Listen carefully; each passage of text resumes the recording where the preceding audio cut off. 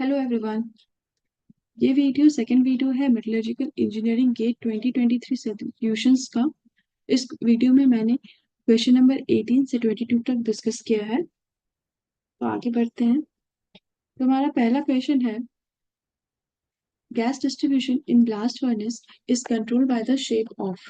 Okay, तो ये options में different zones of blast furnace mention किए गए हैं। तो हमें बताना है कि गैस डिस्ट्रीब्यूशन जो होता है वो कौन सा जोन कंट्रोल करता है ब्लास्ट फर्नेस में। तो ये क्वेश्चन हमारा ब्लास्ट फर्नेस से है। ब्लास्ट फर्नेस आयरन मेकिंग बहुत ही वास्ट टॉपिक है, इसके ऊपर तो एक सब्जेक्ट ही है। तो यहाँ पर हम लोग सिर्फ internal zones of blast furnace को डिस्कस करेंगे।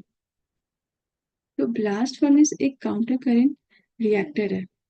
ओके, अभी काउंटर करंट रिएक्टर का क्या मतलब होता है? ऐसा रिएक्टर जिसमें सॉलिड एंड फ्लूइड दोनों ही ऑपोजिट डायरेक्शन में फ्लो कर रहा हो, और इस प्रोसेस में दोनों एक दूसरे को एनकाउंटर करता है, एक दूसरे के कांटेक्ट में आता है, और उस वक्त जो भी रिक्वायर्ड रिडक्शन रिएक्शन है वो वहां पे ऑकर करेगा। फिर दोनों अपने अपने डायरेक्शन में मूव आउट हो जाएगा। ओके, तो ये जो डायग्राम है ये मेरा ब्लास्ट फर्नेस प्रोसेस को इंडिकेट करता है। ये डायग्राम मैंने गूगल से लिया है। तो यहाँ पे बहुत ही ब्रीफली मैं ब्लास्ट फर्नेस प्रोसेस को थोड़ा एक्सप्लेन कर देती हूँ। तो टॉप से हम लोग ब्लास्ट फर्नेस में रॉ मटेरियल्स का चार्जिंग करते हैं। तो क्या क्या रॉ मटेरियल्स यहाँ पे यूज होता है, और जितने भी आयरन बेयरिंग मटेरियल्स हैं जैसे कि आयरन ओर, सिंटर, पेलेट, ये यूज करते हैं। इसके साथ हम लोग फ्लक्स यूज करते हैं। फ्लक्स में लाइमस्टोन, डोलोमाइट या क्वार्ट्ज यूज करते हैं। देन कोक भी हमारा रॉ मटेरियल है, जो कि हम लोग चार्ज करते हैं फर्नेस में। Hot blast air with PCI and oxygen enrichment, ये हम लोग फर्नेस के बॉटम से चार्ज करते हैं, जिसको हम लोग ट्यूअर कहते हैं। ठीक। तो टॉप से सारे सॉलिड मटेरियल चार्ज होते हैं फर्नेस में। अभी यहाँ पे ये देखना है कि फर्नेस में जो है ना लेयर चार्जिंग होती है। मतलब एक एक layer iron ore and flux material का होता है, दूसरा लेयर देन कोक का होगा, फिर से एक layer iron ore and flux material का होगा, दूसरा लेयर कोक का होगा। इस तरीके से फर्नेस में हम लोग चार्जिंग करते हैं। और ये लेयर चार्जिंग इसलिए करते हैं क्योंकि ये परमेबिलिटी ऑफ द फर्नेस को मेंटेन करता है, और गैस फ्लो के लिए परमेबिलिटी तो बहुत इंपॉर्टेंट है, राइट।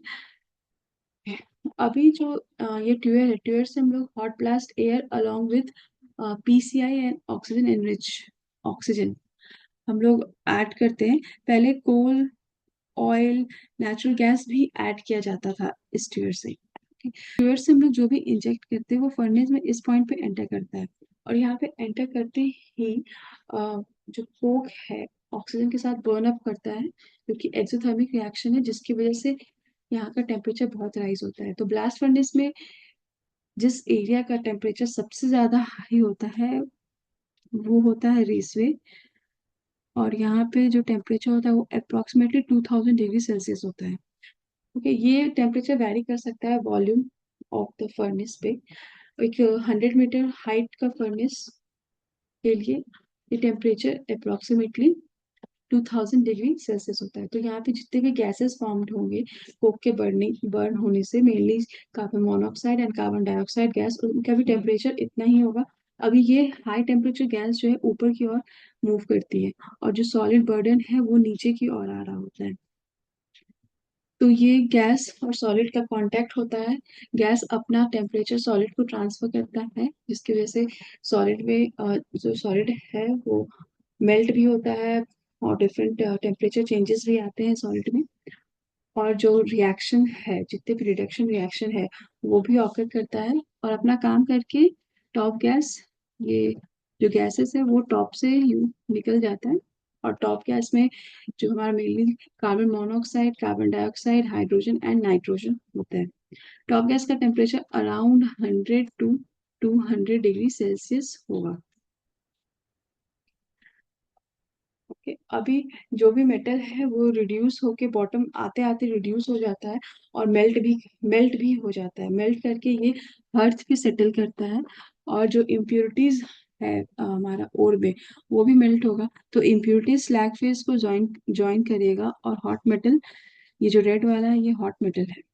ओके, तो ये इन दोनों में डेंसिटी डिफरेंस होता है। स्लैग लाइटर होता है हॉट मेटल से, तो स्लैग मेटल के ऊपर फ्लोट कर रहा होता है, और हम लोग यहाँ से हाथ से टैपिंग करके स्लैग और मेटल को निकाल लेते हैं बाहर, और उन्हें सेपरेट करते हैं ऑब्वियसली उनके डेंसिटी डिफरेंस पे। तो ये है सिंपल प्रोसेस, जो ब्लास्ट फर्नेस का फ्लो प्रोसेस कह सकते हैं इसको। मॉडर्न ब्लास्ट फर्नेस का जो हाइट है, वो average height 30 to 110 metres vary करता है, और जो एवरेज हर्थ डायमीटर है वो अराउंड 14 to 15 मीटर होता है। तो हम लोग डिस्कस करते हैं डिफरेंट जोन्स का के बारे में, ब्लास्ट फर्नेस के डिफरेंट इंटरनल जोन्स के बारे में। उसके पहले हम लोग देख लेते हैं ब्लास्ट फर्नेस के डिफरेंट पार्ट्स को। तो ये जो सबसे ऊपर का जो पार्ट है, ये वाला, जहां तक हम लोग मटेरियल चार्ज करते हैं, उसको हम लोग स्टॉक लाइन कहते हैं। ओके, फिर स्टॉक लाइन से जो आप देख रहे हैं फर्नेस का क्रॉस सेक्शन थोड़ा इंक्रीज हो रहा है कोनिकल शेप में, और इस पॉइंट तक इंक्रीज हो रहा है। ओके, तो ये हमारा स्टैक या शाफ्ट कहलाता है। फिर इसके बाद जो है क्रॉस सेक्शन थोड़ा हॉरिजॉन्टल होता है, सॉरी वर्टिकल होता है, एक दूसरे के पैरेलल। वो एरिया को हम लोग बेली कहते हैं। यहाँ पे बेली मेंशन नहीं है, तो उसको बेली कहते हैं। किसी फर्नेस में बेली होता है भी, किसी में नहीं भी होता है, तो इसीलिए यहाँ पे मेंशन नहीं है। और फिर इसके बाद वापस से फर्नेस का जो क्रॉस सेक्शन है वो कोनिकल हो जाता है, बट डिक्रीज होना शुरू करता है, थोड़ा सा डिक्रीज होना शुरू करता है कोनिकल शेप में। तो वो एरिया आपका हो जाता है वॉश। ये आप देख रहे हैं, ये वॉश हो जाता है। फिर जो ट्यूअर लेवल है, जहाँ से हम लोग PCI and hot blast air inject करते हैं फर्नेस में, वो एरिया ट्यूअर्स लेवल कह सकते हैं उसको, या रेसवे कह सकते हैं। और फिर लास्ट में आता है हर्थ, जहाँ पे स्लैग और मेटल, मॉल्टन स्लैग और मेटल रेस्ट कर रहा होता है, जहाँ से हम लोग उसको टैप होल से टैपिंग करके निकाल लेते हैं। Okay? तो अब हम लोग डिफरेंट जोन्स को देखते हैं फर्नेस का। तो सबसे पहले आता है ग्रैनुलर जोन। ओके, जैसे ही नाम से पता चल रहा है कि ग्रैनुलर है, तो मतलब इसमें जो रॉ मटेरियल्स होंगे वो सॉलिड स्टेट में होंगे। तो ये जोन स्टार्ट होता है हमारा बीएफ ब्लास्ट फर्नेस के स्टॉक लाइन से, यानी कि टॉप से, और एंड होता है कोहेसिव जोन के स्टार्टिंग पे। ओके, तो ये वाले जोन के पहले। तो बेसिकली ये जो आपका एरिया है, ये जो ब्राउन एंड पीच कलर में ऑल्टरनेट लेयरिंग दिख रहा है, ये वाला हमारा ग्रैनुलर जोन है। अभी मैंने प्रीवियस स्लाइड में मेंशन किया था कि ट्वेल्व पे जो हम लोग जब इंजेक्ट करते हैं hot blast air and PCI, वहाँ पे बर्निंग ऑफ कोक पार्टिकल होता है, मैक्सिमम टेम्परेचर होता है। तो जो भी गैस फॉर्म होगी, वो गैस का टेम्परेचर इतना ही होगा यहाँ पे, एंड ये हॉट गैसेस ऊपर की ओर असेंड कर रही होती है। तो ये जो रेड एरोज यहाँ पे दिख रहा है, ये हमारा गैस फ्लो को इंडिकेट कर रहा है। तो जब ये हॉट गैसेस यहाँ तक आती है ग्रैनुलर जोन में, तो इनका टेम्परेचर इतना कम हो जाता है कि यहाँ पे मेल्टिंग ऑफ सॉलिड तो नहीं हो पाता। इसके मेल्टिंग के अलावा जो भी डिफरेंट प्रोसेसेस है वो सब यहाँ ऑकर करता है। अब ये डिफरेंट प्रोसेसेस क्या है, तो सबसे पहले यहाँ पे टॉप में तो और भी कम हो जाएगा टेम्परेचर गैसेस का। तो यहाँ पे हमारा pre heating of raw materials होता है, कुछ इस लेवल तक सिर्फ प्री हीटिंग होता है रॉ मटेरियल्स का। उसके बाद शुरू होता है रिडक्शन प्रोसेसेस। तो क्या रिडक्शन प्रोसेस है, हम लोग ब्लास्ट फर्नेस में हेमेटाइट यूज करते हैं, Fe2O3। तो सबसे पहले ये हेमेटाइट कन्वर्ट होता है हमारा मैग्नेटाइट में, Fe3O4। फिर ये मैग्नेटाइट फर्दर कन्वर्ट हो जाता है उस टाइप में, जिसको हम लोग FeO भी कहते हैं। और यहाँ पे रिड्यूसिंग एजेंट क्या है, कार्बन मोनोऑक्साइड या फिर कार्बन डाइऑक्साइड भी हो सकता है, डिपेंडिंग अपॉन द टेम्परेचर कौन सा रिड्यूसिंग एजेंट होगा। ये सब मैंने मेरे एलिंगम डायग्राम वाले वीडियो में डिस्कस किया है। ओके, तो यहाँ पे कुछ इतना देखते हैं कि रिड्यूसिंग एजेंट इन सारे रिएक्शंस के लिए, यानी कि हेमेटाइट से मैग्नेटाइट, मैग्नेटाइट से वुस्टाइट कन्वर्जन के लिए हमारा कार्बन मोनोऑक्साइड या कार्बन डाइऑक्साइड होता है। और जब ये दो रिड्यूसिंग एजेंट यूज कर रहे होते हैं हम लोग, तो जो रिएक्शंस होती है उसको हम लोग इनडायरेक्ट रिडक्शन कहते हैं, इनडायरेक्ट रिडक्शन।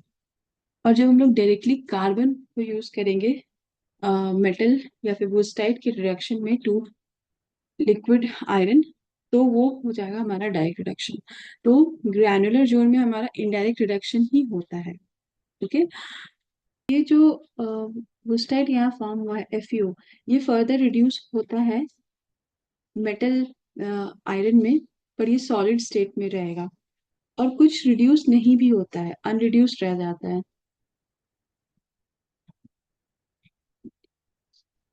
कुछ अनरिड्यूस्ड FeO भी रह जाता है। तो बॉटम ऑफ ग्रैनुलर जोन में यही दो कंपोनेंट्स रहते हैं आयरन ओर के, यानी कि iron, metal iron solid state में, और कुछ अनरिड्यूस्ड FeO। तो इतना ही रिएक्शन ग्रैनुलर जोन में होता है।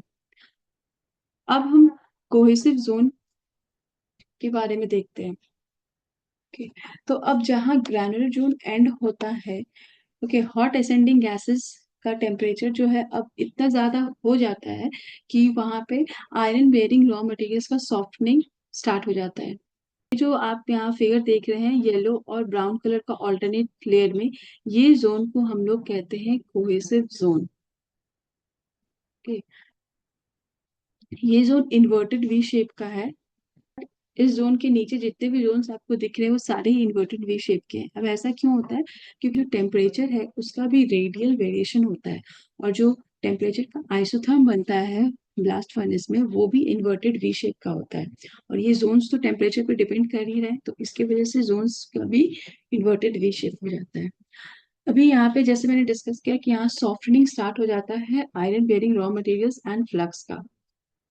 बट कोक जो है वो इस लेयर में अभी भी सॉलिड रहता है। इनफैक्ट कोक ही एक ऐसा मटेरियल है जो बॉटम ऑफ द फर्नेस जाकर, बॉटम ऑफ द फर्नेस में भी सॉलिड स्टेट में रहता है। जो दो उसका साइज रिड्यूस कर जाता है, बट वो रहता सॉलिड स्टेट में ही है। देख सकते हैं इस शेप के अंदर जो ब्राउन कलर का लेयर है वो iron bearing material and flux को इंडिकेट कर रहा है। और ये थोड़ा थिन लेयर, कोक के कंपैरिजन में ये लेयर थोड़ा थिन है। तो इस जोन से तो गैस का फ्लो होना डिफिकल्ट है, राइट? इससे गैस फ्लो नहीं कर सकता। तो इस जोन में, कोहेसिव जोन में, जो कोक लेयर जो अभी भी सॉलिड है, गैस फ्लो उसी से करता है। उस लेयर से गैस फ्लो होता है इस तरीके से। ओके, लाइक दिस कोक वाले लेयर से फ्लो होगा। तो जो कोक लेयर है इस जोन का परमेबिलिटी मेंटेन कर रहा है। It acts as a ventilation slit and provide pathway for the gas to pass. Spacing and distribution of these coke layers and thickness of this brown layer, ये दोनों ही matter करता है gas flow के लिए, और जो कि कोहेसिव जोन के अंदर आता है, राइट? तो अब तक तो ये समझ आ गया होगा कि ये जो कोहेसिव जोन है, ये इसका साइज जितना छोटा होगा उतना अच्छा होगा, क्योंकि इस फ्लो को ये हिंडर कर रहा है, तो इसका साइज जितना छोटा है उतना ही अच्छा है। बट बहुत थिन कोहेसिव जोन भी इज बहुत thin cohesive zone is also not good for the furnace, क्योंकि बहुत थिन होने से जो रिएक्शन टाइम है गैस सॉलिड रिएक्शन का, वो भी कम हो जाएगा। और रिएक्शन टाइम कम होगा मतलब हमारा efficiency of the furnace decrease हो जाएगा, राइट? तो वो भी बहुत थिन कोहेसिव जोन भी अच्छा नहीं है फर्नेस के लिए। तो generally accepted target for cohesive zone is 1 to 2 metre for a modern blast furnace. Okay, so ये 1 to 2 मीटर का जो कोहेसिव जोन है, this provides good balance between gas distribution and reaction efficiency. तो अभी इस डिस्कशन से तो हमें पता चल गया है कि कोक जोन ही है जो, सॉरी, कोहेसिव जोन ही है जो रिस्पॉन्सिबल है गैस डिस्ट्रीब्यूशन के थ्रू आउट द फर्नेस में। सी सपोज कोहेसिव जोन से गैस इवनली डिस्ट्रीब्यूट नहीं हो रही है। मान लेते हैं गैस सिर्फ इसी साइड डिस्ट्रीब्यूट हो रही है, इस साइड से निकल रही है, इस साइड से गैस नहीं निकल पा रही है। तो क्या होगा? इधर के जो ग्रैनुलर जोन में जो रिएक्शंस है इस साइड की ओर पे नहीं होंगे, राइट? यहाँ पे वो मैग्नेटाइट ही रहेगा। यहाँ क्योंकि यहाँ का ओर का टेम्परेचर इंक्रीज ही नहीं हो रहा, रिएक्शन ही नहीं हो रहा, तो ये हेमेटाइट या मैग्नेटाइट ही रह जाएगा। पर इधर रिएक्शंस हो रहा होगा, तो ये अनइवन रिएक्शंस हो जाएंगे। प्लस टेम्परेचर डिफरेंस भी आएगा, जिधर गैस जाएगी उधर टेम्परेचर इंक्रीज होगा फर्नेस का, जिधर नहीं जाएगी उधर टेम्परेचर इंक्रीज नहीं होगा। Cohesive zone is clearly responsible for the gas distribution of the furnace. अब आते हैं हमारे नेक्स्ट जोन में, जो कि है active Coke zone. Cohesive zone के टॉप में सॉफ्टनिंग स्टार्ट हो गया था, और बॉटम आते आते जो आयरन बेरिंग मटेरियल्स है उनका मेल्टिंग भी स्टार्ट हो जाता है। तो ग्रैनुलर जोन में जो अनरिड्यूस्ड अनरिड्यूस्ड एफईओ के प्लस जो आयरन रिड्यूस हो चुका था सॉलिड फॉर्म में, अभी इनका मेल्टिंग भी हो जाता है, होता है कोहेसिव जोन के बॉटम आते आते। ओके, तो जब एक्टिव जोन स्टार्ट होता है तो ये दोनों मोल्टन फॉर्म में रहते हैं, दोनों के दोनों, राइट। तो इसीलिए एक्टिव कोक जोन को हम लोग ड्रिपिंग जोन भी कहते हैं। तो जो मेल्टिंग होता है कोहेसिव जोन के स्टार्ट बॉटम में, तो ये जो आयरन है ये इम्प्योर, ये जो आयरन है ये हमारा यहाँ पे इम्प्योर लिक्विड मेटल हो जाएगा, और ये जो एफयू है ये भी मेल्ट हो जाएगा और ये स्लैग का पार्ट बन जाएगा। तो यहाँ जो स्लैग फॉर्म हुआ इसे हम लोग कहते हैं primary slag. Okay, primary slag कहते हैं। क्यों? क्योंकि इसमें एफईओ भी प्रेजेंट होता है, along with other constituent FEO भी प्रेजेंट होता है, राइट। तो अब जो ये ड्रिपिंग जोन है, जो एक्टिव कोक जोन है, इससे जब मेटल नीचे की ओर आएगा तो यहाँ पे जो ये एफयू इन स्लैग है जो कि लिक्विड फॉर्म में है, इसका डायरेक्ट रिडक्शन होगा। डायरेक्ट और इनडायरेक्ट दोनों ही रिडक्शन हो सकता है, कार्बन या कार्बन मोनोऑक्साइड से, और ये लिक्विड आयरन बन जाएगा और लिक्विड मेटल बनेगा। तो कोहेसिव जोन के बाद शुरू होता है एक्टिव कोक जोन। ये एक्टिव कोक जोन या ड्रिपिंग जोन भी इसको कहते हैं। इस जोन में कोक पैक्ड रहता है as a solid state, coke अभी भी सॉलिड स्टेट में है। तो ये प्राइमरी स्लैग जैसे जैसे ट्रिकल डाउन करेगा फर्नेस में, it passes through active and inactive coke zone, and FU from the slag gets progressively reduced to liquid iron by carbon and C और सीओ। तो जब ऐसा होगा, जब पूरा एफयू जो है वो स्लैग फेज से रिमूव हो जाएगा, तो हमारा बनता है बॉश स्लैग। इसके कंस्टिट्यूएंट हो जाएंगे आपके CaO, MgO, Al2O3, SiO2 etcetera. ये सभी कोक से आएंगे, ये सभी फ्लक्स से आएंगे। ओके, तो बॉश स्लैग के कंस्टिट्यूएंट ये सब होंगे, इसमें FeO नहीं होता है। ओके, तो ये है हमारा एक्टिव कोक जोन। अब हम आते हैं हमारे नेक्स्ट जोन में, जो कि है रेसवे। रेसवे बेसिकली ट्वेल्व लेवल पे रहता है। ओके, तो ये जोन ट्वेल्व के सामने प्रेजेंट होता है। तो ट्वेल्व से हमने देखा था कि oxygen enriched hot blast along with PCI को हम लोग इंजेक्ट करते हैं फर्नेस में, राइट। तो इसमें वो बर्न होता है ऑक्सीजन से to form CO and CO2 gas, जो कि मेन रिड्यूसिंग है ब्लास्ट फर्नेस प्रोसेस का। अभी ट्वेल्व के सामने आप देख सकते हैं ये इस तरह का शेप बनता है। तो जो गैस की बर्निंग होती है ना, उसमें इस तरीके का शेप बनता है ट्वेल्व के सामने, और इस शेप को हम लोग कहते हैं रेसवे। अभी इस फिगर में तो दो ही ट्यूब्स दिख रहा है, पर एक्चुअल में ये जो सिलिंड्रिकल फर्नेस है इसके चारों तरफ ट्यूब्स लगे रहते हैं। अगर एक मॉडर्न ब्लास्ट फर्नेस को हम लोग कंसिडर करते हैं तो उसमें अप्रोक्सीमेटली 30 to 36 ट्यूब्स लगे होते हैं चारों तरफ से। तो अब आप इसे 3 डायमेंशनल में इमेजिन कीजिए कि चारों तरफ फर्नेस के चारों तरफ से इस तरीके का एक शेप बन रहा है, और वो जो शेप होगा चारों तरफ से, उसी को हम लोग रेसवे कहते हैं। तो हमारा नेक्स्ट जोन है डेडमैन जोन। 12 लेवल के बाद ये डेडमैन जोन आता है। इसे हम लोग स्टैग्नेंट कोक जोन भी कहते हैं। This zone lies above the hearth and below the 12 zone, right. पे कोक पार्टिकल साइज में छोटा हो चुका होता है और सभी एक साथ पैक होकर रेस्ट करता है हर्थ के सरफेस पे, हर्थ के ऊपर फ्लोट करता है। तो यहाँ पर जो liquid metal active Coke zone से ड्रिप करके नीचे आ रहा है, ट्रिकल करके नीचे आ रहा है, उस लिक्विड मेटल में जो जितने सारे इम्प्योरिटीज है वो सब एडअप हो जाते हैं। मतलब कोक में जो इम्प्योरिटीज होता है हमारा सिलिकॉन, फास्फोरस, सल्फर, मैंगनीज, ये सभी का एडिशन होता है उस लिक्विड मेटल में। प्लस जो लिक्विड मेटल है उसमें कार्बन का भी एडिशन होता है, यानी कि मेटल कार्बोनाइज करता चला जाता है। और इस जोन का शेप भी इन्वर्टेड वी शेप का होता है। इसके बाद हमारा आता है हर्थ। तो हर्थ हम जानते हैं सबसे बॉटम पार्ट है फर्नेस का, जहाँ पर लिक्विड मेटल और स्लैग सेपरेट आउट होके रहता है। स्लैग का डेंसिटी कम होता है तो वो ऊपर की ओर रहता है, लिक्विड मेटल का डेंसिटी हाई होता है तो वो नीचे की ओर रहता है। और यहाँ से हम लोग टैपिंग करके स्लैग और मेटल को निकाल लेते हैं और हमें हमारा डिजायर्ड प्रोडक्ट मिलता है जो कि है हॉट मेटल। तो ये सब जो मैंने अभी डिस्कस किया ये थे 6 different internal zones of a blast furnace जो कि फर्नेस के अंदर फॉर्म होते हैं। तो अभी दो और जोन बनते हैं ब्लास्ट फर्नेस में on basis of temperature and chemical composition, thermal reserve zone and chemical reserve zone. तो टेम्परेचर और गैस का जो कंपोजिशन है ये दोनों ही हाइट ऑफ द फर्नेस से तो वैरी करेगा ही, उसके साथ साथ ये रेडियस यानी कि रेडियल डायरेक्शन में भी वैरी करेगा। बट अगर हम लोग रेडियल वेरिएशन को इग्नोर कर दें, जो कि ऑफ कोर्स रियलिटी में पॉसिबल नहीं है, ये एक हाइपोथेटिकल केस होगा, तो कॉन्सेप्ट आता है आइडियल ब्लास्ट फर्नेस का। Ideal BF is for blast furnace, okay. Ideal blast furnace का ऐसा हम लोग करते हैं just to understand the interior state of the blast furnace. So एक ideal blast furnace is characterised by well developed thermal reserve zone and chemical reserve zone. Diagram iron making and steel making theory and practice by Ahindra Ghosh and Amit Chatterjee book से ली गई है। ये page number 192 पर आपको मिल जाएगी।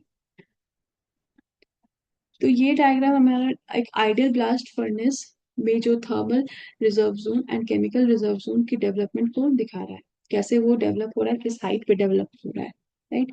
तो Y axis पर twelve level से distance to the stock line, twelve level से स्टॉक लाइन तक का डिस्टेंस डिपिक्ट किया गया है, और एक्स एक्सिस पे temperature in degree Celsius.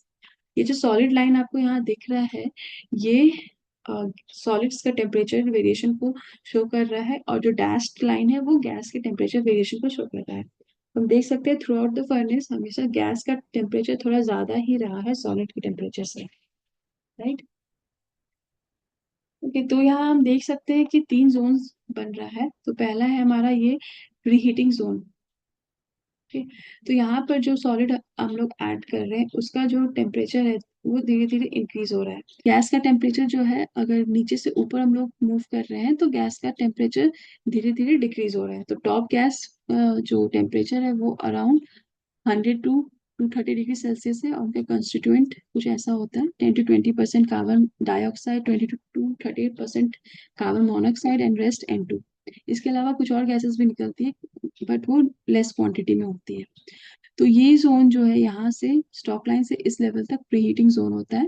Basically जो गैस है वो सॉलिड्स को प्रीहीट करती है, और इस जोन के जस्ट एंडिंग पे जो magnetite sorry hematite to magnetite conversion हो जाता है। ओके, अब इस जोन इस डैश लाइन के अगर हम लोग नीचे देखें तो गैस और सॉलिड दोनों का ही टेम्परेचर कांस्टेंट है इस पॉइंट तक, राइट। तो ये हमारा बन जा गया थर्मल रिजर्व जोन, जहाँ पे गैस और सॉलिड दोनों का ही टेम्परेचर कांस्टेंट है। अभी थर्मल रिजर्व जोन के अंदर अगर हम लोग देखें तो अब यहाँ इस पॉइंट से मैग्नेटाइट का रिडक्शन स्टार्ट हुआ FeO में, इस पॉइंट में हुआ, इस एरिया तक हुआ, और यहाँ पे ये डेवलप हो गया केमिकल इनएक्टिव जोन, राइट। और फिर उसके बाद इस एरिया में जो है जो यहाँ पे वुस्टाइड बना है, वुस्टाइड का रिडक्शन हुआ सॉलिड आयरन में, और कुछ अनरिड्यूस्ड आयरन भी रह गया। तो ये इस एरिया का कंपोजिशन हो गया basically solid iron and unreduced wustite, right. तो यहाँ पे जो वुस्टाइड है उसका CO गैस से के हेल्प से रिडक्शन हो रहा है। तो ये जो जोन हो गया, ये जो एरिया हो गया, इसको इनडायरेक्ट रिडक्शन ऑफ वुस्टाइड भी हम लोग कहते हैं, राइट।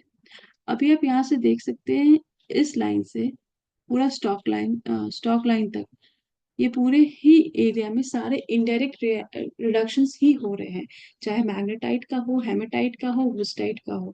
तो ये पूरा एरिया कि इस पॉइंट से लेकर स्टॉक लाइन तक पूरा का पूरा एरिया हमारा बन गया इनडायरेक्ट रिडक्शन जोन। अब इसके बाद सबसे बॉटम में आता है direct reduction zone and melting zone.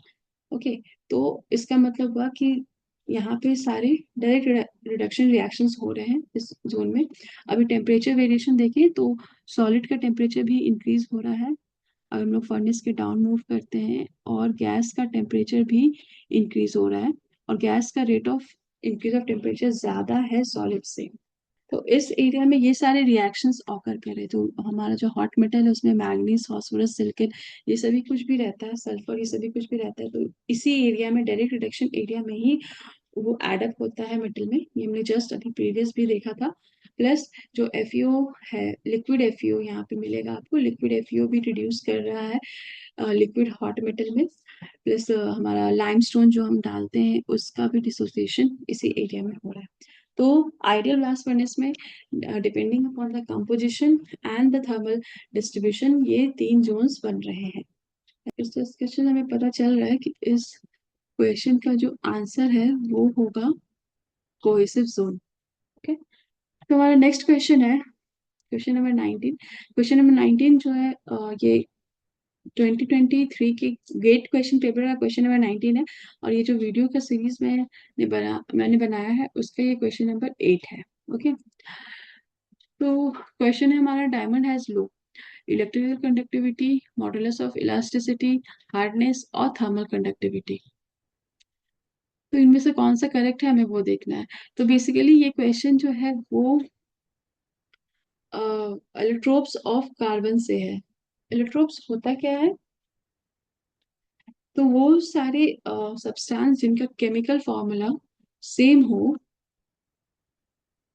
Okay, chemical formula same होगा बट उनका फिजिकल स्ट्रक्चर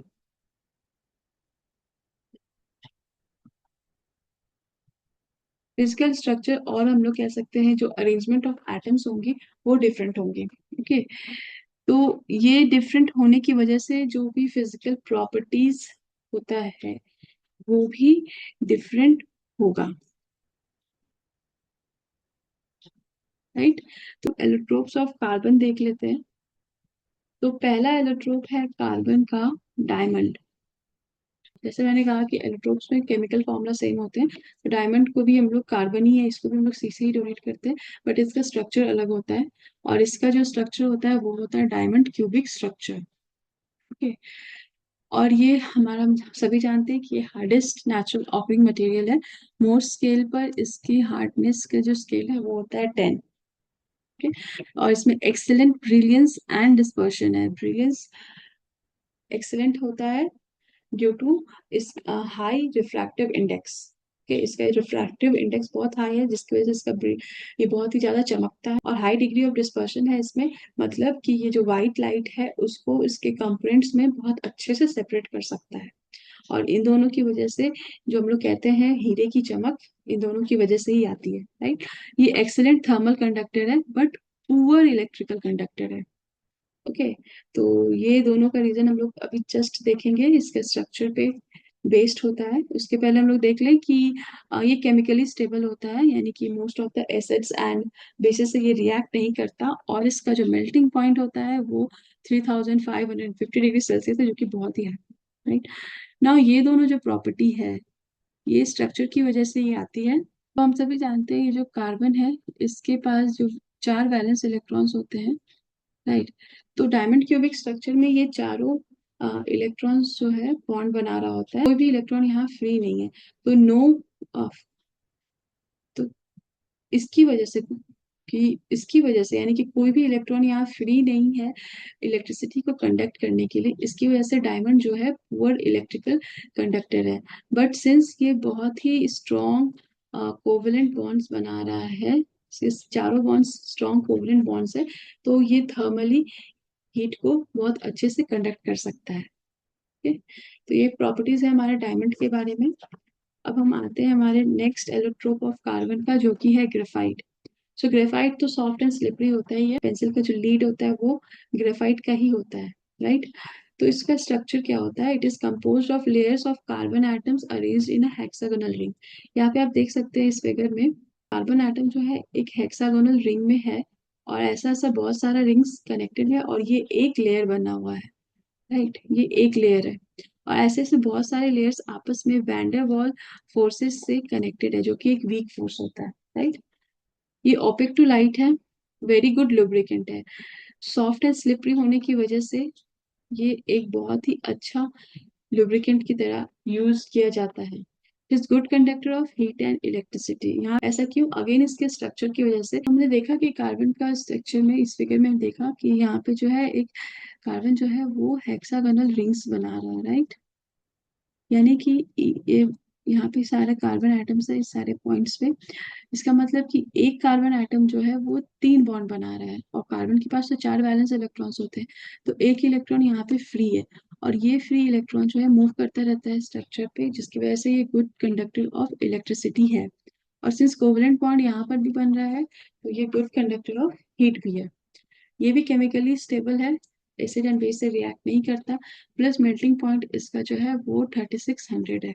अब ये दोनों प्रॉपर्टी ग्रेफाइट को एक वेरी गुड रिफ्रैक्टरी मटेरियल भी बना देती है।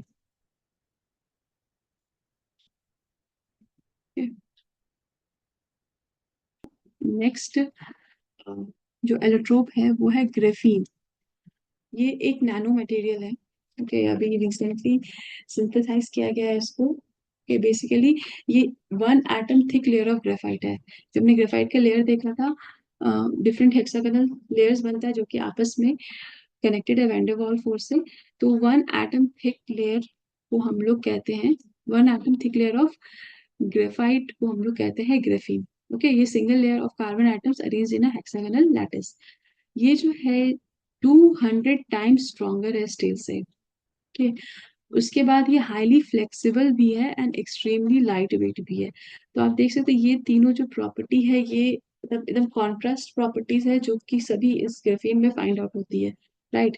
साथ ही साथ ये हीट और इलेक्ट्रिसिटी का भी वेरी गुड कंडक्टर है, क्योंकि ये तो ग्रेफाइट का ही एक पार्ट है। तो ग्रेफाइट हीट और इलेक्ट्रिसिटी कंडक्ट कर रहा है, तो ये भी करेगा ही, राइट। तो ये सब जो एक्सेलेंट यूनिक प्रॉपर्टीज है, इसकी वजह से इसका potential application electronics, energy, biomedical and composite materials के फॉर्मेशन में हो सकता है। बट यहाँ पे इसका लार्ज स्केल प्रोडक्शन अभी भी एक चैलेंज है। Okay, अब हमारा जो क्वेश्चन है इसका, इस क्वेश्चन का आंसर हो गया diamond has low electrical conductivity, right. क्योंकि मॉडुलस ऑफ इलास्टिसिटी उसका हाई होगा, हार्डनेस भी हाई है, थर्मल कंडक्टिविटी भी अच्छा है, इलेक्ट्रिकल कंडक्टिविटी इसकी लो है। ओके, नेक्स्ट क्वेश्चन है, for self diffusion in polycrystalline copper with a lattice diffusion coefficient dl, grain boundary diffusion coefficient dB, and surface diffusion coefficient ds, the correct relationship is। तो इस question को solve करने से पहले हम लोग समझेंगे कि ये पॉलीक्रिस्टलाइन कॉपर का स्ट्रक्चर क्या होता है। तो कॉपर हमें पता है ये मेटल है, तो ये ऑफ कोर्स क्रिस्टलाइन मटेरियल है। इसका जो लैटिस स्ट्रक्चर होता है वो होता है एफसीसी, यानी कि फेस सेंटर्ड क्यूबिक स्ट्रक्चर। ये हमारा क्यूबिक लैटिस है, और इस पे जो ये एटम्स हैं ये कॉपर एटम्स है जो कि कॉर्नर्स पर है, ओके। और ये जो ब्राउन एटम्स है ये कॉपर एटम्स ही हैं जो कि फेस सेंटर पर हैं। यहाँ पे साइज थोड़ा डिफरेंट दिख रहा है दोनों का, बट एक्चुअली में दोनों का साइज सेम होगा, ओके। जितने 6 फेस है सारे के सेंटर पे ये कॉपर एटम्स हैं। ब्राउन वाले दोनों ही कॉपर एटम्स है। जस्ट टू डिस्टिंग्विश बिटवीन कौन से कॉर्नर पे है कौन से फेस पर है, मैंने इनके कलर्स को अलग रखा है। तो ये स्ट्रक्चर होता है हमारा कॉपर लैटिस का, ओके। अब हम इमेजिन कर लेते हैं कि ये जो है ये एक क्यूबिक मोल्ड है।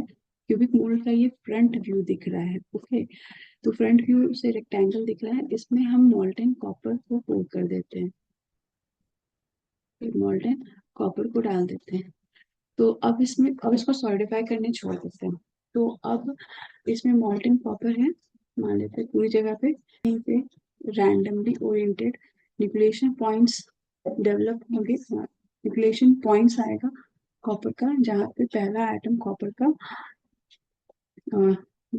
जहाँ पर पहला एटम कॉपर का न्यूक्लिएट करेगा, और वो पहला एटम उसके बाद जो है वहां पे कॉपर का लैटिस बनेगा, राइट। और ये एफसीसी लैटिस होगा।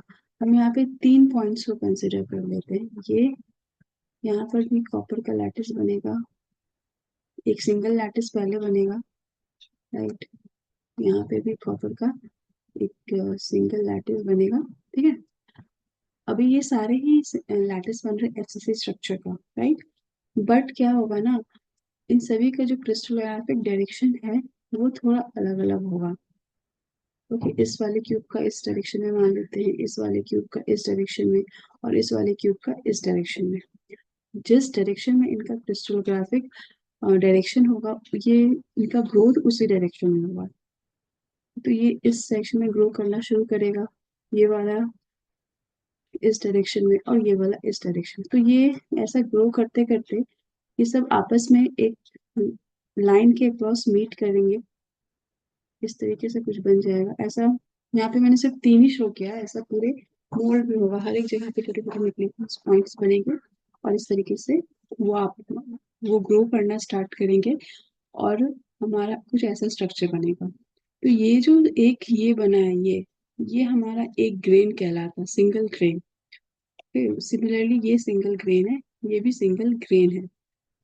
और ये जो ग्रेन है जब ग्रो करते जाते हैं अपने अपने क्रिस्टोग्राफिक डायरेक्शन में, तो ये एक लाइन के अक्रॉस मीट करते हैं। ये जो ग्रेन से हम दिखा रहे हैं, ये तीनों ग्रेन्स इस लाइन के अक्रॉस एक दूसरे को मीट कर रहे हैं। तो ये हमारा हो गया ग्रेन बाउंड्री। और इस तरह का स्ट्रक्चर पूरे ही मोल्ड के अक्रॉस, ये जो रेक्टेंगल शेप दिख रहा है उसके अक्रॉस हो। ठीक है, तो वो सिंगल लेयर कुछ इस तरीके का दिखेगा। ओके, आप देख सकते हैं यहाँ पे बहुत सारे ग्रेन्स बने हुए हैं, ये ग्रेन है, ये ग्रेन है, ये ग्रेन है, ये ग्रेन है, छोटे बड़े सब टाइप के ग्रेन्स हैं। और ये आपस में जो कनेक्टेड है, आपस में मीट कर रहे हैं अक्रॉस ग्रेन बाउंड्री। तो यहाँ पे ये छोटा सा एरिया जो ग्रीन पार्ट में दिखा है, इनका मैग्नीफाइड, इसका मैग्नीफाइड व्यू है ये। इसको हम लोग थोड़ा क्लियरली समझ लेते हैं। तो यहाँ पे 3 ग्रेन्स को इस इस एरिया में 3 ग्रेन जो है आपस में मीट कर रहा है, राइट। तो ये वाला जो ग्रेन ए है, ये इस तरीके से ओरिएंटेड है, ये ग्रेन बी है, ये इस तरीके से ओरिएंटेड है, और ये ग्रेन सी इस तरीके से ओरिएंटेड है। तो ये तीनों ग्रेन अलग अलग डायरेक्शन में ओरिएंटेड है, और ये जब ग्रो कर रहा है तो आपस में मीट हो रहा है इस एरिया में। ये जो लाइन दिख रही है, ब्लू एटम्स जो दिख रहे हैं उस एरिया में, और ये है हमारा grain boundary. Means each grains के बीच का जो बाउंड्री है। तो ये जो सिंगल ग्रेन है, ये इसको हम लोग सिंगल क्रिस्टल भी कहते हैं। अगर सिर्फ किसी कॉपर में सिर्फ एक ही क्रिस्टोग्राफिक डायरेक्शन में सारे ग्रेन्स का ग्रोथ है तो वो हमारा सिंगल क्रिस्टल हो गया। और ऐसा बहुत सारा क्रिस्टल, बहुत सारा ग्रेन्स जो मिलके बना हुआ रहता है जो कॉपर, तो वो पॉलीक्रिस्टलाइन हो गया। पॉलीक्रिस्टलाइन मेटल कह दो, या फिर इस केस में हम लोग कॉपर से डील कॉपर समझ रहे हैं तो पॉलीक्रिस्टलाइन कॉपर कह देते हैं। ठीक है, तो हमारा कॉपर है वो सॉलिडिफाई होकर इस क्यूब का फॉर्म ले लेगा, और इसका एक लेयर में इस तरीके, इस क्यूब का एक लेयर में ऐसा स्ट्रक्चर है। इसको आप इमेजिन कीजिए कि थ्रू आउट द क्यूब है। ओके, तो जो टॉप होगा इस क्यूब का वो हो जाएगा सरफेस कॉपर का, और सरफेस पे जो नंबर ऑफ ब्रोकन बॉन्ड्स होते हैं वो ज्यादा होता है as compare to interior, right. तो और डिफ्यूजन कोफिशिएंट क्या है, ये मेजर करता है कि कितने आसानी से डिफ्यूजन हो सकता है सरफेस पे। सिंस मेरे पास ज्यादा एटम्स अवेलेबल हैं डिफ्यूज करने के लिए, तो इसका मतलब कि सरफेस कोफिशिएंट जो कि सरफेस डिफ्यूजन कोफिशिएंट जो कि डीएस है, वो सबसे ज्यादा होना चाहिए, राइट। अब ग्रेन्स में आते हैं, तो ग्रेन्स में भी कुछ दो ग्रेन्स जब आपस में मीट कर रहे हैं तो उनमें उनके एटम्स के बीच में कुछ मिसअलाइनमेंट होगा, कुछ ब्रोकन बॉन्ड्स होंगे। But as compare to surface, surface के कंपेयर में ग्रेन्स में जो ब्रोकन बॉन्ड्स होंगे वो कम होंगे। तो ग्रेन्स के अक्रॉस जो डिफ्यूजन होता है, ग्रेन्स के ये जो दिखा रहा है, ग्रेन्स के अक्रॉस जो डिफ्यूजन होता है उसके लिए diffusion coefficient of grain boundary, जिसको डीजीबी से हम लोग डिनोट करते हैं। अब सिंस यहाँ पे जो एटम्स है अवेलेबल फॉर डिफ्यूजन वो कम है as compare to surface diffusion, तो इसका वैल्यू भी सरफेस डिफ्यूजन से कम होना चाहिए, राइट। अब लैटिस इस ग्रेन के अंदर आते हैं, तो एक सिंगल ग्रेन में जैसे मैंने कहा कि सारे एटम्स एकदम अच्छे से अरेंज्ड होते हैं अपने पर्टिकुलर पैटर्न में। तो यहाँ पे कोवलेंट बॉन्ड से सारे एटम्स बॉन्डेड है, तो बॉन्ड तो नहीं टूटता है, वो स्ट्रॉन्ग बॉन्ड होता है। तो यहाँ पे डिफ्यूजन थोड़ा डिफिकल्ट होगा। प्लस जो वॉइड्स बनते हैं उस एक हर एक क्यूबिक स्ट्रक्चर के अंदर एक कुछ वॉइड्स बनता है, तो जनरली लैटिस के अंदर जो डिफ्यूजन होता है वो वॉइड्स का हो सकता है। वॉइड्स में जो एटम्स आएंगे या इंटरस्टिशियस एटम्स आएंगे उसका डिफ्यूजन हो सकता है, वो एक वर्ड से दूसरे वर्ड जा सकता है। वैकेंसी का डिफ्यूजन हो सकता है, राइट, ये सब का डिफ्यूजन होगा लैटिस के अंदर। तो सिंस यहाँ पे इनकी क्वांटिटी भी कम होगी एज कंपेयर टू आपका ग्रेन बाउंड्री एंड सरफेस, तो यहाँ पे जो डिफ्यूजन होगा वो कम होगा as compare to grain boundary and surface. और जो डिफ्यूजन यहाँ पे होगा उसके लिए डिफ्यूजन कोफिशिएंट है डीएल, तो डीएल की वैल्यू सबसे कम होगी, तो हमारा ये रिलेशन आया, राइट, जो कि ऑप्शन ए है। अब हम आते हैं हमारे नेक्स्ट क्वेश्चन में। ओके, तो क्वेश्चन है the magnitude of Burgers vector of the dislocation resulting from the reaction of dislocations with Burgers vectors this and this is. हमारे पास दो बर्जर वेक्टर है b1, इसकी वैल्यू है a/2 1 0 1, ओके, और दूसरा है b2, इसकी वैल्यू है a/2 0 1 bar 1 bar, okay, bar means negative, okay. तो ये दो बर्जर वेक्टर है, इनका आपस में रिएक्शन होता है, मीन्स ये दोनों को हम लोग ऐड कर देंगे। तो यहाँ सिंस ये बर्जर वेक्टर है तो यहाँ पे जो रिजल्टेंट वेक्टर होगा जिसको हम बी से डिनोट कर रहे हैं, इसको हम लोग b1 प्लस b2 करेंगे, तो b1 की वैल्यू आ गई a/2 1 0 1 एंड हमारा b2 है a/2 0 1 बार 1 बार। अब इन्हें वेक्टरली ऐड करेंगे, मीन्स a/2 कॉमन हो गया पहले, तो उससे निकाल लेते हैं। x कंपोनेंट और x कंपोनेंट का एडिशन होगा आपस में, दैट इज 1 + 0 = 1, ओके। फिर y component and y component का एडिशन होगा, यानी कि 0 plus -1 will be -1, right. And फिर z और z कंपोनेंट का एडिशन होगा, यानी 1 प्लस यहाँ पे -1 है विच विल बी 0, राइट। तो ये जो वेक्टर है ये है हमारा रिजल्टेंट वेक्टर जो b1 और b2 के रिएक्शन से बना है। अब वेक्टर्स का मैग्नीट्यूड क्या होता है, इसके लिए फॉर्मूला होता है वेक्टर के मैग्नीट्यूड के लिए, ये जब मॉड के अंदर वेक्टर को डाल देते हैं तो ये मैग्नीट्यूड शो कर रहा है, ओके। सिंपली होता है x, जो x कंपोनेंट है उसका स्क्वायर प्लस y कंपोनेंट का स्क्वायर प्लस z कंपोनेंट का स्क्वायर, तो हम ये निकालेंगे तो हमारा a/2 कॉमन है, तो अगेन हम उसे कॉमन लेते हैं, a² / 4 आ गया, ये पूरी अंडर रूट के अंदर आएगा, पहला a² / 4 आ गया। अब x कंपोनेंट का स्क्वायर यानी 1 का स्क्वायर इज 1 प्लस -1 का square is again 1 and 0 is 0, तो इसकी वैल्यू आ जाएगी a² / 4 into 2 and this whole is under root के अंदर है ये, ओके। तो ये कितना आ जाएगा, यहाँ पे ये कट होगा, ये 2, ये आ जाएगा आपका a/√2, तो answer is a/√2 option A, okay. अब हमारा नेक्स्ट क्वेश्चन है the mechanism of creep for single crystal is depicted in a systematic. तो ये जो एक मैकेनिज्म शो किया गया है क्रीप के लिए, तो हमें बताना है कि ये किस क्रीप का मैकेनिज्म है। तो क्रीप होता क्या है, तो creep is a time dependent continued plastic deformation at constant stress and temperature. Means कि अगर एक हम कांस्टेंट स्ट्रेस अप्लाई करके रखें एक कांस्टेंट टेम्परेचर पर, तो जो मटेरियल है उसमें कुछ टाइम के बाद, टाइम डिपेंडेंट कुछ टाइम के बाद डिफॉर्मेशन आना शुरू होगा, वो भी प्लास्टिक डिफॉर्मेशन, इलास्टिक नहीं, प्लास्टिक डिफॉर्मेशन, और उस डिफॉर्मेशन को हम लोग क्रीप कहते हैं। सिंस ये टाइम डिपेंडेंट है तो जो डिफॉर्मेशन है वो टाइम के साथ वैरी करेगा, राइट। यहाँ पे सबसे इम्पोर्टेंट ये है कि जो टेम्परेचर होगा वो टेम्परेचर हाई होना चाहिए, ये इस क्रीप होने का क्राइटेरिया है। कितना हाई होना चाहिए, तो उसके लिए है टेम्परेचर जो होगा हमारा वर्किंग ऑपरेटिंग टेम्परेचर जिसपे क्रीप ऑकर करेगा, that should be greater than और equal to 0.4 times melting temperature of that particular material. तो क्रीप जो है वो तीन मैकेनिज्म से ऑकर करता है। पहला डिफ्यूजन क्रीप, फिर dislocation creep, and then grain boundary sliding. तो इसे वन बाय वन हम लोग डिस्कस कर लेते हैं। तो सबसे पहले हम लोग डिफ्यूजन क्रीप समझने की कोशिश करते हैं। तो यहाँ जो मैंने ये शो किया, ये एक ग्रेन मान लेते हैं, ये एक ग्रेन है, इसका साइज हम डी मान लेते हैं। ओके, तो इस ग्रेन में हम, जिस मटेरियल में जिसका जिसका ये ग्रेन एक पार्ट है, उसमें हमने फोर्स लगाना शुरू किया, मतलब स्ट्रेस लगाना शुरू किया। मान लेते हैं सिग्मा स्ट्रेस स्ट्रेस लग रहा है इस पे, राइट।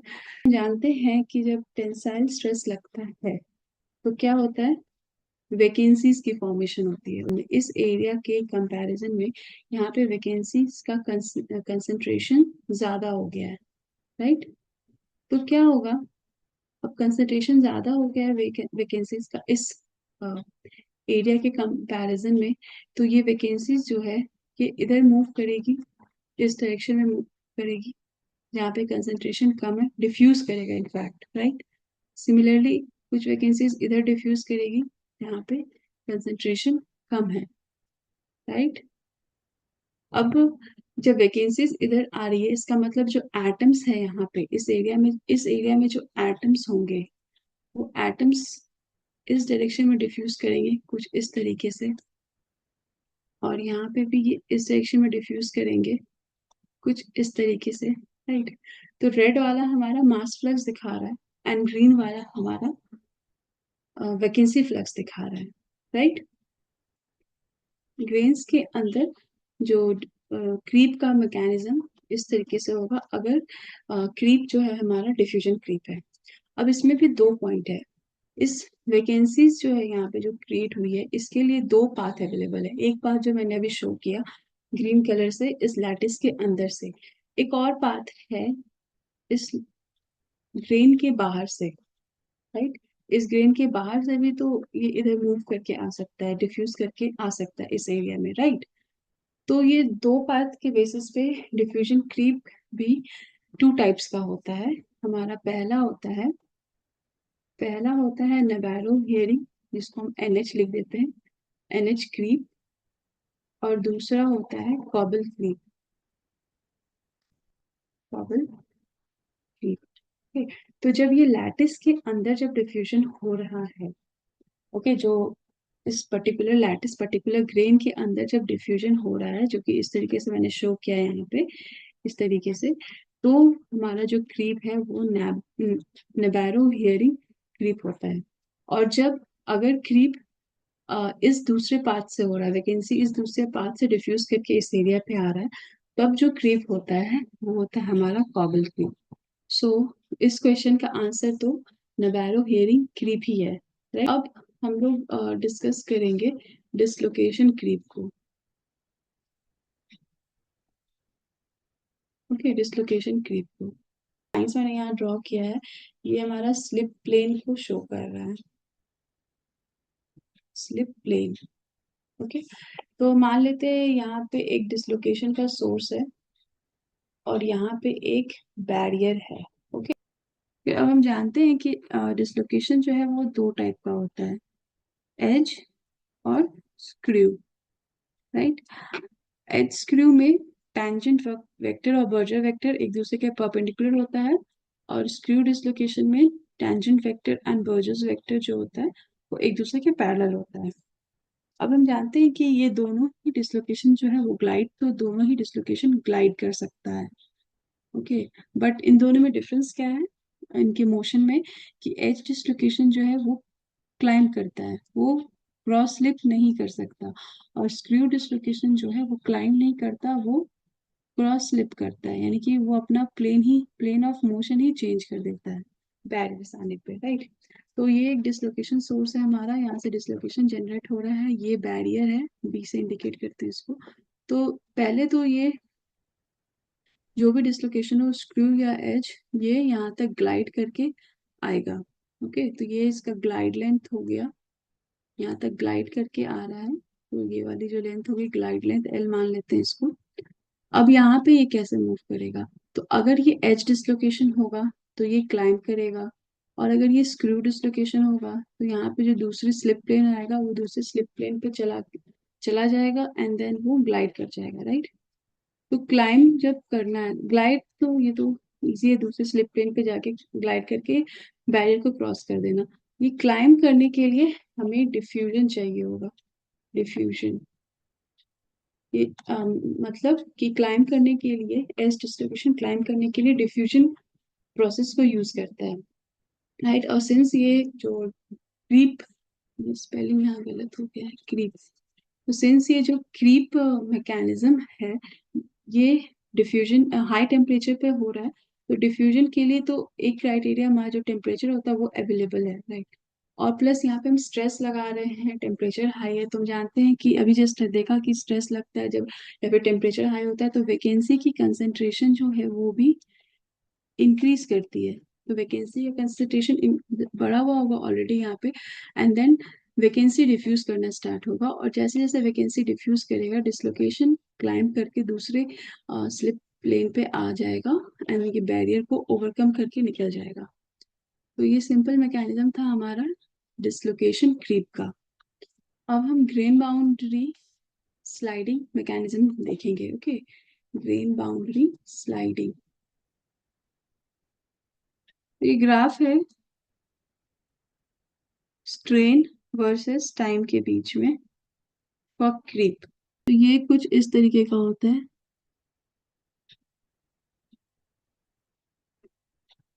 यहाँ पे मटेरियल रप्चर कर जा रहा है, ओके। इस ग्राफ को हम तीन पार्ट्स में डिवाइड कर सकते हैं, कि ये और एक ये। तो यहाँ पर ये, इसे हम लोग प्राइमरी क्रीप या स्टेज 1 कहते हैं, इसे सेकेंडरी क्रीप या स्टेज 2, और इसे टर्शरी क्रीप या स्टेज 3 कहते हैं।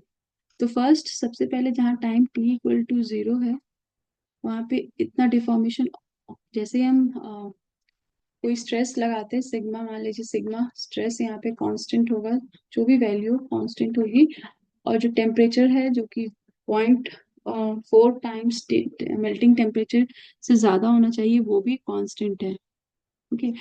तो ये दो कंडीशन है, हमने स्ट्रेस लगाया है, ये हाई टेम्परेचर पे है जो कि दोनों ही कांस्टेंट है, तो ये इतना डिफॉर्मेशन आ जाएगा, और ये होता है हमारा इंस्टेंटेनियस डिफॉर्मेशन, जो कि टाइम t इक्वल टू 0 पर है।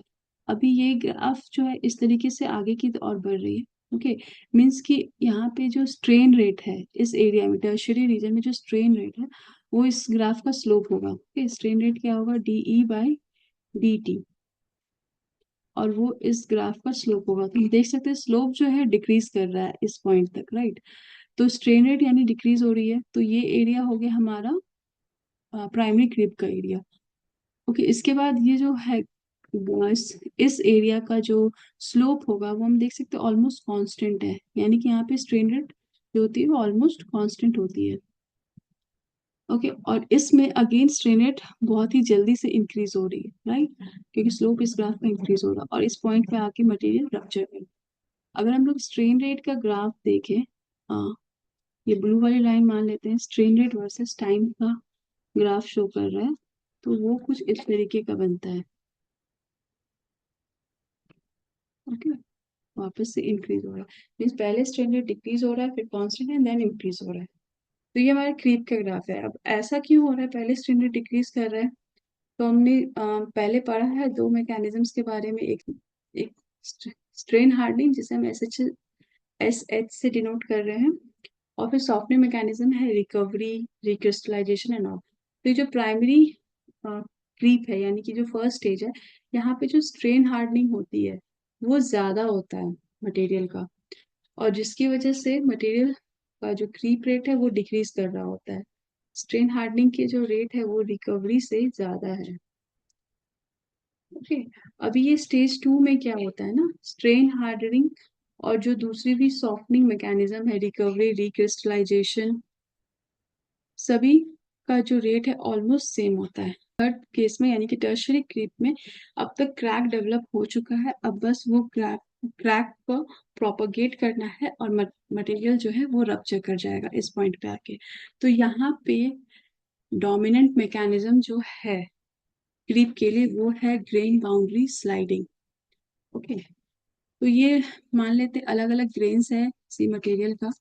तो यहाँ पे इसमें जो ग्रेन बाउंड्रीज है, ये जो मैंने एरो शो किया है, इसके अलोंग जो है ग्रेन बाउंड्रीज स्लाइड करेगा और फाइनली ये इलोंगेट हो जाएगा, इस तरीके से इलोंगेट हो जाएगा मटेरियल। या फिर अगर इसको ब्रेक करना है तो ये ब्रेक हो जाएगा अलग अलग ग्रेन्स में। ओके, ब्रेक हो गया यहाँ पे, मान लेते हैं इस तरीके से, राइट। फाइनली ये तुरंत का स्टेज मैंने दिखाया कि इलोंगेट किया, फाइनली इसको ब्रेक करना ही है, राइट। तो ये हो गया हमारा ग्रेन बाउंड्री स्लाइडिंग। अभी जो ग्रेन बाउंड्री के अलोंग स्लाइड करते हुए मटेरियल ब्रेक कर जाएगा। ओके, अभी यहाँ पे एक चीज और इम्पॉर्टेंट है कि कंपैटिबिलिटी ऑफ ग्रेन्स को मेंटेन करने के लिए, जब भी ग्रेन बाउंड्री स्लाइडिंग होगा, इसके कंपैटिबिलिटी को मेंटेन करने के लिए इसमें लैटिस डिफ्यूजन भी होगा। ओके, मीन्स कि लैटिस यानी ग्रेन्स के अक्रॉस भी डिफ्यूजन होगा, just to maintain the compatibility of this grains. Okay, तो ये this was all about grain boundary sliding creep mechanism. So with this, we came to the end of our video. Please like, share, and subscribe my channel. And don't forget to click on the bell icon to receive latest updates on my channel. Thank you.